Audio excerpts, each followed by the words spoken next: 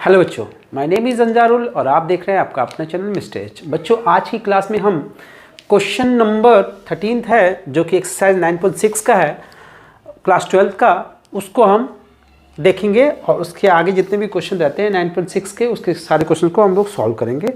So step by step देखते हैं, एक एक क्वेश्चन को देखेंगे। अब बच्चों देखो, क्वेश्चन नंबर 12 तक लास्ट वीडियो में इंक्लूड किया था, 13 से हम आज वाली वीडियो में हम इसको देखते हैं। सो क्वेश्चन है dy upon d x plus 2y tan x equal to sine x, y equal to 0, x equal to pi by 3। तो ये जो कंडीशन डाला है, ये वाला, ये होता है सिंबल होता है कि हमें पर्टिकुलर सोल्यूशन निकालना है, यानी कि c की वैल्यू निकालनी होती है। ठीक है बच्चों, तो उसके लिए हम क्या करेंगे, इस क्वेश्चन को सॉल्व करने के लिए, ये टॉपिक ही पता है आपको, लीनियर डिफरेंशियल इक्वेशन का है। सो यहाँ पे dy है तो यहाँ पे y है, y के साथ वाला जो होता है वो p होता है। आपको कॉन्सेप्ट याद होगा आई थिंक, अगर आपको नहीं याद है तो आप कॉन्सेप्ट वाली वीडियो देख के आए तो ज़्यादा यूजफुल होगा, समझ में आएगा चीज़ें। q की वैल्यू होती है, इधर वाला जो बच जाता है वो q होता है साइन x। समझ में आया बच्चों। अब क्या करते हैं, इंटीग्रेटिंग फैक्टर निकालते हैं if, वो क्या होता है, e to power integration p, देखो y ऊपर है तो dx का p के साथ कनेक्शन होता है dx का, तो यहाँ पर p dx लिखेंगे। सो ये हो गया इंटीग्रेशन, p क्या था हमारा 2 tan x dx। अब देखो बच्चों क्या होता है, 2 को बाहर कर सकते हैं हम। इंटीग्रेशन tan x का क्या होता है, tan x का इंटीग्रेशन क्या होता है, किसी को याद है? ये फॉर्मूला था log sec x। अब देखो ये e और log हटता तब हटता जब यहाँ पे 2 नहीं होता, तो इस 2 को हमें हटाना है, बेसिकली इस 2 को हटाना है। इस 2 को हटाने के लिए हम क्या करेंगे, log की प्रॉपर्टी अप्लाई करेंगे, log sec x to power 2।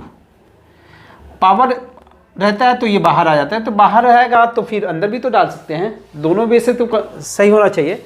सो अब देखो ये दोनों कैंसिल आउट होंगे, e और log कैंसिल आउट हो गए, क्या बचा, sec स्क्वायर x, ये बचा sec स्क्वायर x। अब सॉल्यूशन वाला पार्ट देख लेते हैं। एक साइड में हम y लिखते हैं इसके सॉल्यूशन में, स्पेस छोड़ देना, फिर एक साइड में हम sin x लिखेंगे यानी q। इससे हम दोनों साइड में मल्टीप्लाई करेंगे, sec स्क्वायर x जो if आया था ना, उससे दोनों साइड में मल्टीप्लाई करते हैं, sec स्क्वायर x, इधर एक इंटीग्रेशन साइन एक्स्ट्रा लगता है। इतना क्लियर बच्चों। अब देखो इसको कैसे सॉल्व करेंगे, अगर इसको सॉल्व कर दिया तो आंसर आ जाएगा। So y into sec square x equal sine x, इसको लिख सकते हैं 1 by cos square x dx। अब देखो बच्चों, ये एक कॉस इसके साथ मिलकर tan x बन जाएगा और एक कॉस ऊपर जाके बन जाएगा sec x। सो आपको इसका इंटीग्रेशन पता होना चाहिए, ये फॉर्मूला है, sec x into tan x होता है, sec x का इसका इंटीग्रेशन क्या होता है, sec x होता है। सो इसके जगह पे हम लिखेंगे sec x प्लस सी, ये था y into sec square x। अब बच्चों इस y की वैल्यू को हम निकालते हैं, ये क्या हो जाएगा, sec x plus C upon sec square x। Individual divide करते हैं, sec x sec square x plus C sec square x, y एक सेक कट गया इससे और 2 जाके ऊपर हो जाएंगे, ये सेक ऊपर जाएगा तो क्या हो जाएगा cos x प्लस सी, ये जाएगा ऊपर तो ये हो जाएगा cos स्क्वायर x। ये हो गई y की वैल्यू, ये हो गया हमारा जनरल सॉल्यूशन क्योंकि इसमें c आया है। अब पर्टिकुलर सॉल्यूशन में देखो क्या होगा, पर्टिकुलर सॉल्यूशन में क्या होगा, y की जगह पर 0 डालना है, x की जगह पर पाई बाई 3, तो यहाँ पे 0 डालेंगे, cos pi by 3 plus C cos square pi by 3। Pi by 3 का मतलब होता है 60, cos 60 की वैल्यू कितनी होती है, 1/2।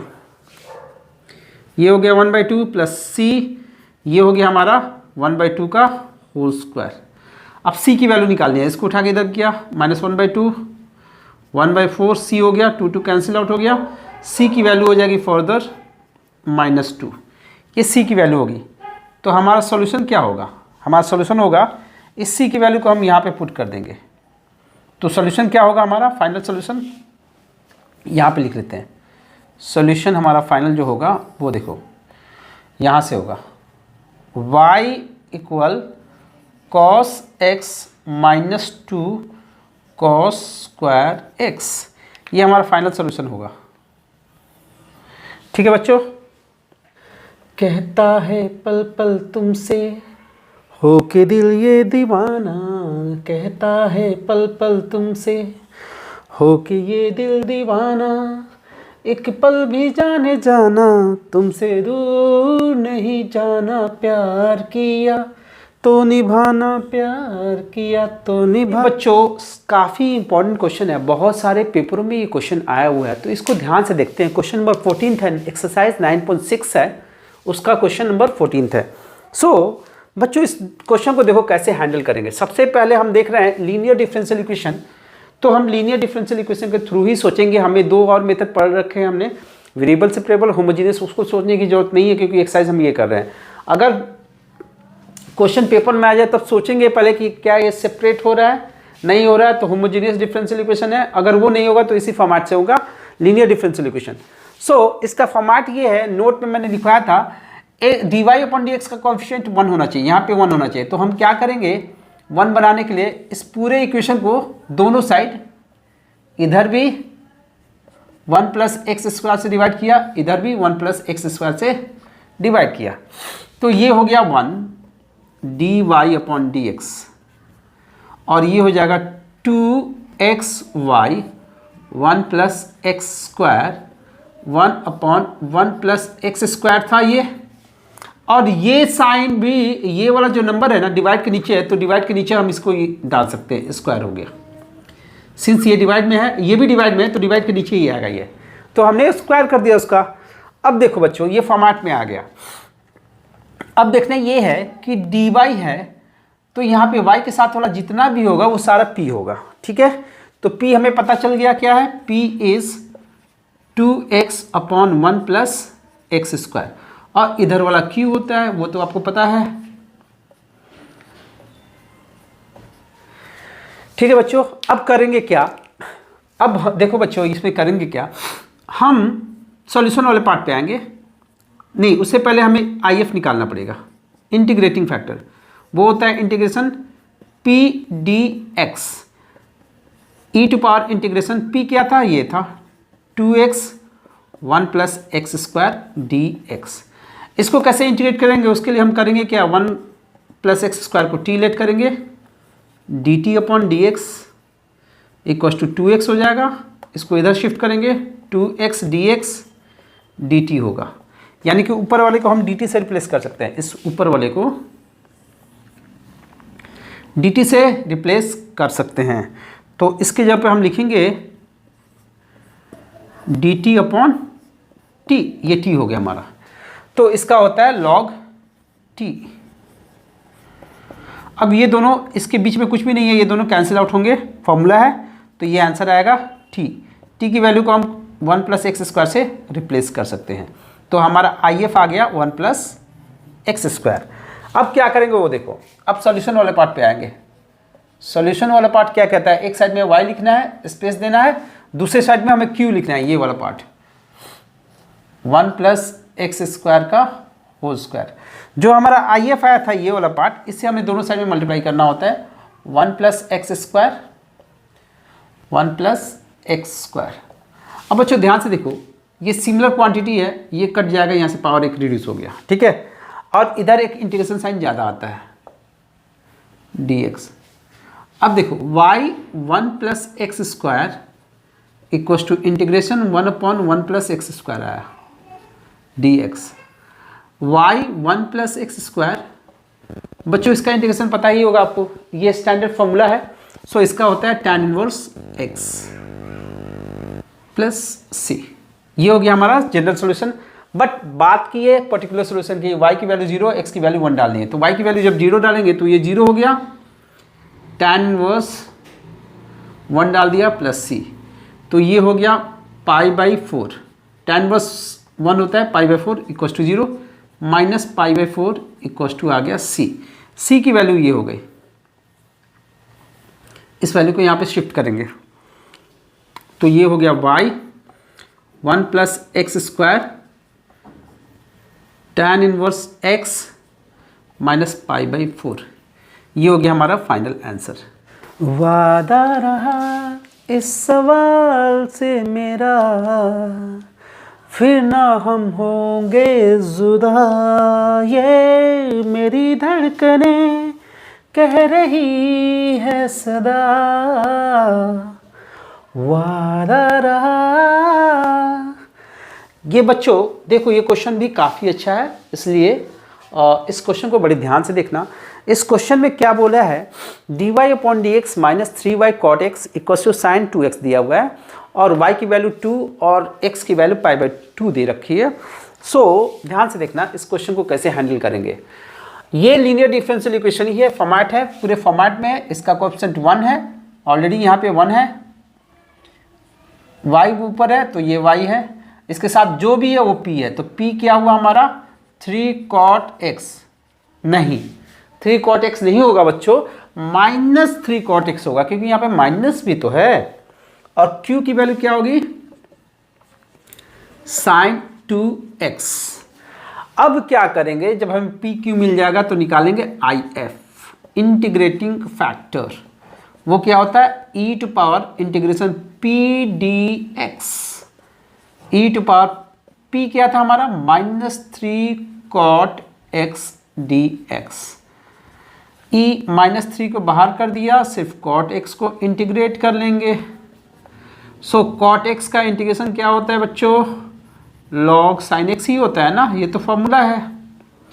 अब e और log हटेंगे नहीं क्योंकि इसके बीच में -3 है, तो इस -3 को हटाने के लिए हम log की प्रॉपर्टी यूज करेंगे।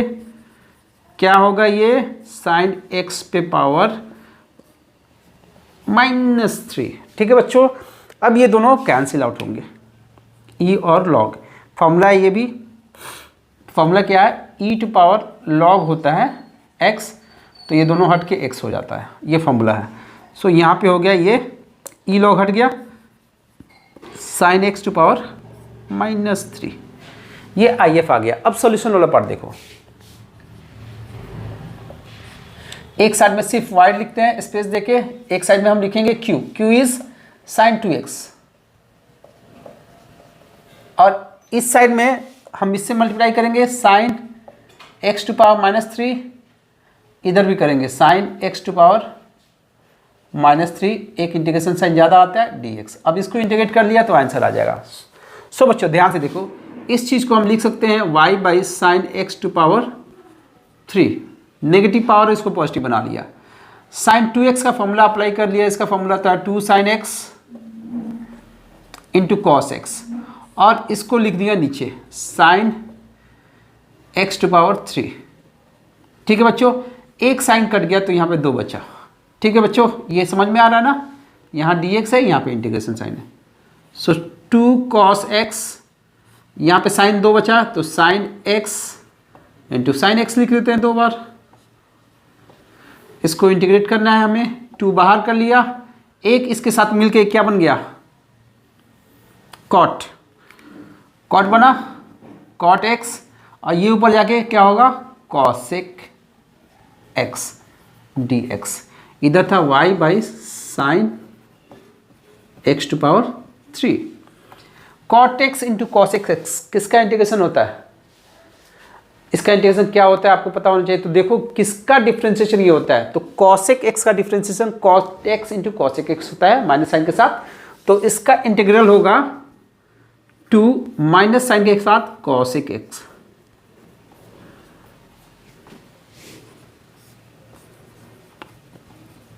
इतना क्लियर है बच्चों। अब इसको हम लिख सकते हैं -2 बाई साइन एक्स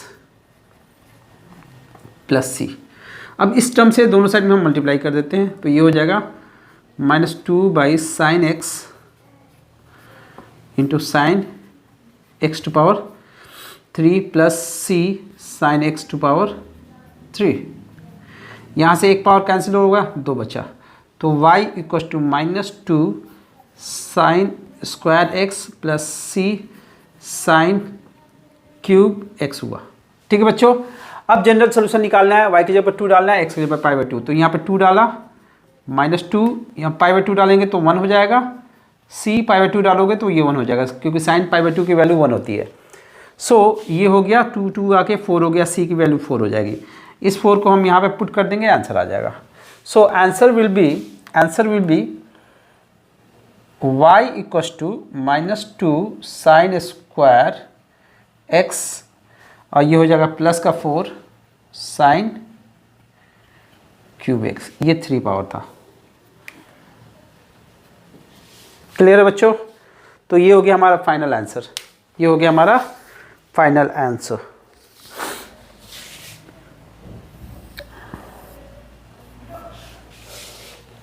मेरी जौहर जबी तुझे मालूम नहीं, तू अभी तक है हंसी और मैं जवां, तुझ पे कुर्बान मेरी जान मेरी जान। मेरे जौहर जबी तुझे मालूम नहीं, तू अभी तक है हंसी और मैं जवां, तुझ पे कुर्बान मेरी जान। ये है क्वेश्चन बच्चों। इसमें क्या बोला है, IF निकालना है। IF क्या होगा, इंटीग्रेटिंग फैक्टर निकालना है IF। सो उसके लिए हम करेंगे क्या, सबसे पहला काम करेंगे dy/dx के कोएफिशिएंट को 1 बनाएंगे। तो उसके लिए हमें दोनों साइड x से डिवाइड करना पड़ेगा, यहाँ पे भी x से डिवाइड करेंगे। अब ये हो गया dy/dx और ये हो गया y/x, और इधर हो गया 2x, एक x कैंसिल आउट हो गया। सो dy है, y के साथ वाला जो होगा वो p होगा हमारा, तो 1/x माइनस साइन के साथ होगा, क्योंकि y के साथ माइनस है। हमें IF चाहिए तो हमें इसी की ज़रूरत है, q जरूरत भी नहीं है, वैसे लिख लो, ये 2x हो गया हमारा q, ठीक है। सो हमें IF चाहिए। IF कैसे निकालते हैं, e⁻p dx, e⁻ integration -1/x dx, minus बाहर निकाल लिया, पावर से निकलेगा, और 1/x dx, इसका होता है log x minus log x। अब बच्चों देखो, ये और ये कैंसिल नहीं होगा, क्योंकि यहाँ पे माइनस साइन है, तो इस माइनस साइन को हटाएंगे, log की प्रॉपर्टी अप्लाई करेंगे, x⁻ -1, ठीक है, क्योंकि यहाँ पे -1 है, ठीक है। अब ये दोनों हट गया तो आंसर आएगा x⁻ -1, जो कि होगा 1/x। यही हो गया हमारा इंटीग्रेटिंग फैक्टर, यही हो गया हमारा integrating factor, that is C option is the answer. 19th question देखते हैं।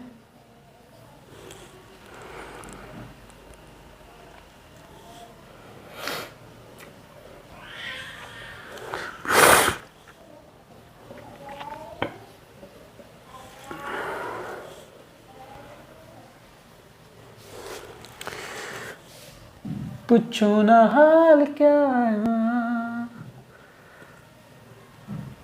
मेरा, शायद मेरी शादी का ख्याल दिल में आया है, इसीलिए मम्मी ने तेरी मुझे चाय पे बुलाया है। शायद मेरी शादी का ख्याल दिल में आया है, इसीलिए मम्मी ने मेरी तुझे चाय पे बुलाया है। ये बच्चों, ये वाला जो पार्ट है, इसमें करना क्या है, dx/dy है। तो सबसे पहला काम ये करेंगे, dx/dy का कोएफिशिएंट 1 बनाएंगे, तो उसके लिए हमें इस नंबर से डिवाइड करना पड़ेगा दोनों साइड में, 1 - y²। सो अब ये हो जाएगा dx/dy plus yx/1 - y² equals to ay 1 - y²। अब बच्चों ध्यान से देखो, इस वाले क्वेश्चन में dx है यहाँ पे ऊपर, तो यहाँ पे x है, x के साथ में जो होगा वो p होगा, तो p इज दिस वन। अब हमें IF निकालना है। IF निकालने के लिए फॉर्मूला e⁻p dy होता है, p का dy नीचे जो होता है उससे कनेक्टेड होता है, तो dy हो गया, p था y/1 - y² dy। इसको कैसे इंटीग्रेट करेंगे, इसको हम सब्सटीट्यूट कर लेते हैं, dt/dy इक्वल्स टू होगा -2y। अब dt की वैल्यू y dy की वैल्यू निकाल लेते हैं, dt अपॉन -2, क्योंकि y dy तो ऊपर है तो इसको लिख सकते हैं dt अपॉन -2 और ये था हमारा t। तो बच्चों -1/2 को बाहर ले लिया, dt अपॉन t का होगा log t। अब ये log और e हटाने के लिए इसको हटाना पड़ेगा, तो इसको हटाने के लिए हम एक फॉर्मूला अप्लाई करेंगे, वो क्या होता है log की प्रॉपर्टी -1/2। ये दोनों कैंसिल आउट हो गया, आया t to power half, 1/t², क्योंकि माइनस साइन है पॉजिटिव हो जाएगा, बनाएंगे। अब t की वैल्यू हम पुट कर देते हैं 1 - y² की पावर हाफ, जिसको लिखा जाता है 1/√1 - y²। ये हो गया हमारा इंटीग्रेटिंग फैक्टर। तो आंसर आपका होगा, आंसर होगा इसका डी, आंसर होगा D is the answer, D option इसका आंसर है। ठीक है बच्चों, सो ये हमारा एक्सरसाइज खत्म हो गया। अब हम नेक्स्ट वीडियो में देखेंगे नेक्स्ट एक्सरसाइज को, जो कि हो सकता है मोस्ट प्रोबेबली डिफरेंशियल इक्वेशन के मिसलेनियस हो सकते हैं। वीडियो आपको अच्छी लगी तो आप जरूर इसको लाइक करें, सब्सक्राइब करें, अपने दोस्तों में ज़्यादा से ज़्यादा इसको शेयर कराएं। Till now.